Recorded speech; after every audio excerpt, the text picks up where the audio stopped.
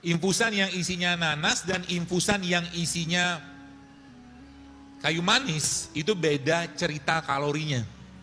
Kalau infusan yang isinya nanas tetap ada glukosa di sana. Itu sebabnya teman-teman yang kalau pagi Anda minum air infusan tadi, infusan nanas gitu kan, atau semangka, Anda akan kenyang. Anda akan kenyang. Tapi kalau Anda yang Anda makan, yang Anda minum katakanlah pagi-pagi itu misalkan infusan yang kayu manis, ketumbar misalkan, atau mungkin jahe, baik itu diseduh atau mungkin di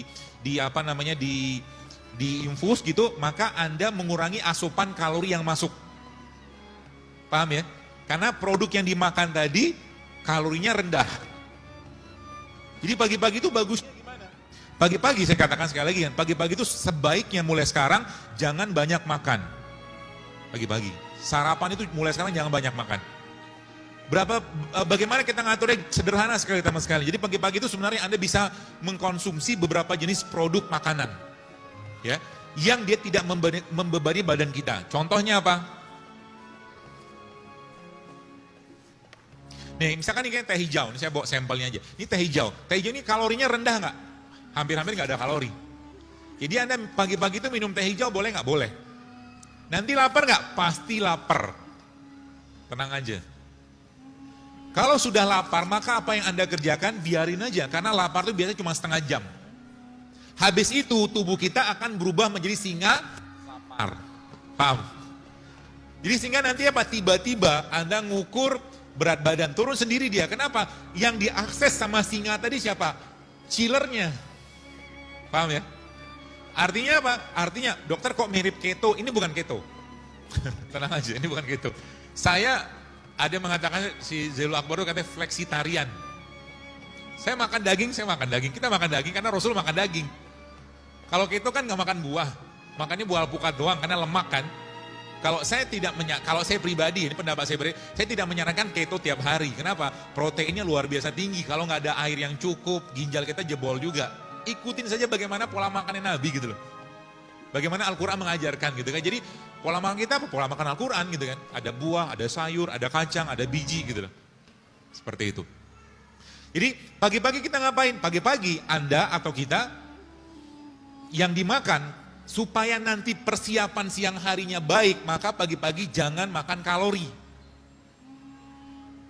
Kalau Anda tetap pengen makan kalori pagi-pagi, maka cukup 1-2 potong buah.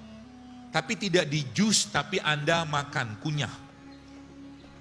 Caranya begitu, pagi-pagi. Atau kalau enggak, teman-teman makan biji-bijian, kayak begini. Ini kacang. Bubur kacang hijau dok, boleh. Tiap hari nggak boleh. Kalau Anda sekali-kali makan kacang hijau, silakan. Tapi kenapa? Yang saya dapatkan informasi dari salah satu guru saya, dia katakan kacang hijau itu termasuk estrogenik juga, estrogenik sama kayak kedelai. Laki-laki, saran saya, Anda di sini jangan sering-sering minum susu kedelai. Yang laki-laki ya. Kenapa? Karena hormon testosteron Anda akan didominasi oleh estrogen. Itu. Jadi yang terjadi adalah laki-lakinya lack of leadership. Dia akan kekurangan kepemimpinan gitu kan. Lebay. Mood swing. Ibu-ibu sering nggak dapatin laki-laki yang sekarang baperan? Banyak. Baperan gitu kan kayaknya nggak ada semangat juang gitu. Dibangunin jadi kan Allah katakan rijalu qawwamuna 'alan nisa kan gitu kan. Laki-laki itu pemimpin gitu kan. Pemimpin itu gagah gitu kan, nggak lebay. Iya, enggak gitu kan. Pemimpin itu begitu gitu kan. Jadi ini bisa dipengaruhi dari makanan. Jadi kalau tiap hari sang laki-laki tadi makan gorengan, lebay dia. Kok bisa? Bisa. Secara yang saya pahami gitu kan. Karena tepung ada gulanya, kemudian ada apa lagi tuh ya? Ada minyaknya bisa mempengaruhi serotonin yang ada pada usus kita. Kenapa? Moodnya kita dibikin di usus.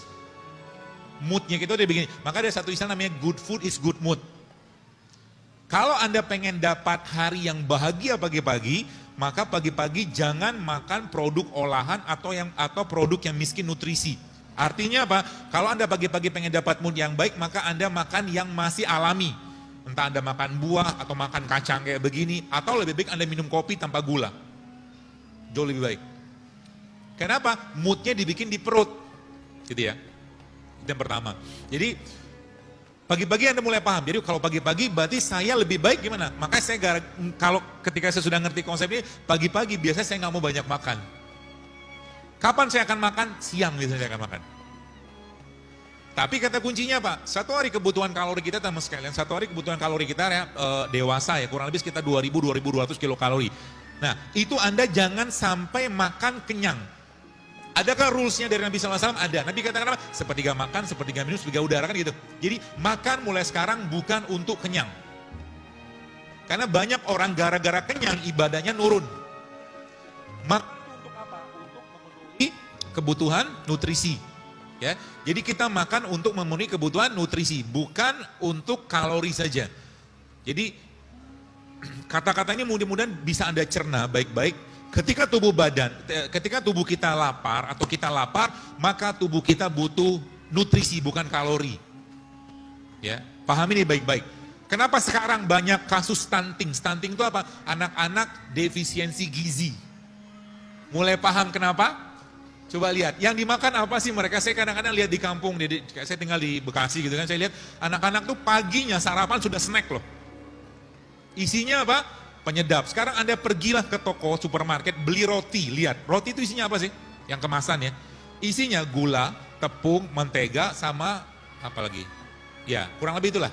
Telur, 4 isinya. Tapi kalau Anda lihat, roti zaman sekarang, ingredientnya bisa beberapa paragraf. Betul? Apa isinya itu? Sebagian besar bahan kimia gitu loh. Sebagian besar bahan kimia. Masuk nggak ke badan? Masuk. Dan jadi bagian. Belum lagi kalau kita bicara tepung. Tepung itu kalau boleh saya katakan salah satu salah satu bahan yang kalau boleh saya katakan mulai sekarang hindarilah sering-sering. Jangan sering-sering makan tepung. Tepung yang dikasih minyak, dikasih sayuran namanya apa?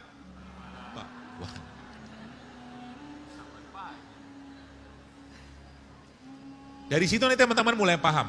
Kenapa Nabi mengajarkan kepada kita. Baik, kalau ada makanan yang kita makan, lalu kita ngantuk gara-gara makanan tadi, maka kata kuncinya apa? Kata kuncinya tubuh kita nggak bisa ngolah makanan tadi atau makan yang dimakan miskin nutrisi. Sekarang misalkan Anda makan nasi campur gulai, apalah gulai macam-macam gitu kan. Campur sayuran yang juga pakai santan, biasanya habis makan tuh ngantuk kan? Kenapa? Karena yang dimakan nggak bisa diolah badan. Kalau tubuh nggak bisa ngolah, maka apa yang terjadi? Tubuh minta istirahat. Itu sebabnya kalau bahasa saya tadi, kenapa makan itu terbaik siang hari? Maka Islam mengajarkan supaya makannya baik, supaya tubuhnya siap dengan enzim, maka Rasulullah mengajarkan namanya apa? Tidur siang.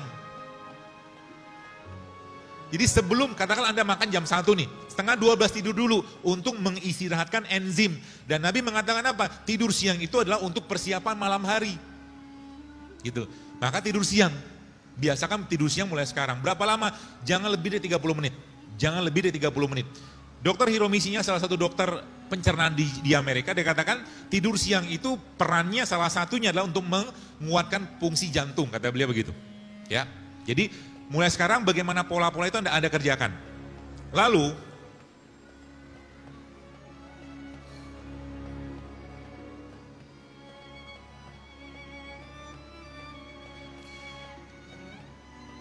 tadi kalau kita membahas tentang ini, sedikit lagi.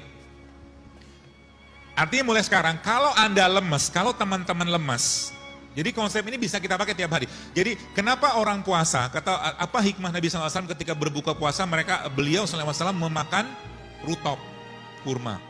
Karena kurma kategorinya apa? Pertama dia kategorinya prebiotik, kurma itu prebiotik, itu yang pertama. Yang kedua, kurma mengandung glukosa. Lagi lemes-lemesnya, kita makan glukosa, bagus nggak? Bagus. Apa yang terjadi? Yang terjadi kemudian adalah tubuh kedapatan atau terasup energi. Sehingga kita lebih berenergi ketika berpuasa. Tapi beda ceritanya kalau seandainya Anda sahur tidak menggunakan kurma. Ya, kenapa tidak menggunakan kurma? Boleh nggak pakai kurma? Boleh, tapi kurma jangan banyak-banyak. Satu hari kalau boleh saya sarankan, terutama ibu-ibu yang mau promil ya.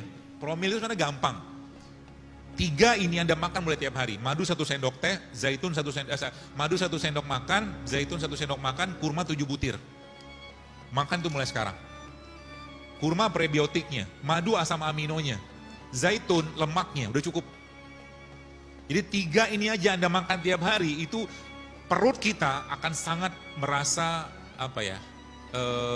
berterima kasih lah gitu kan, seperti itu.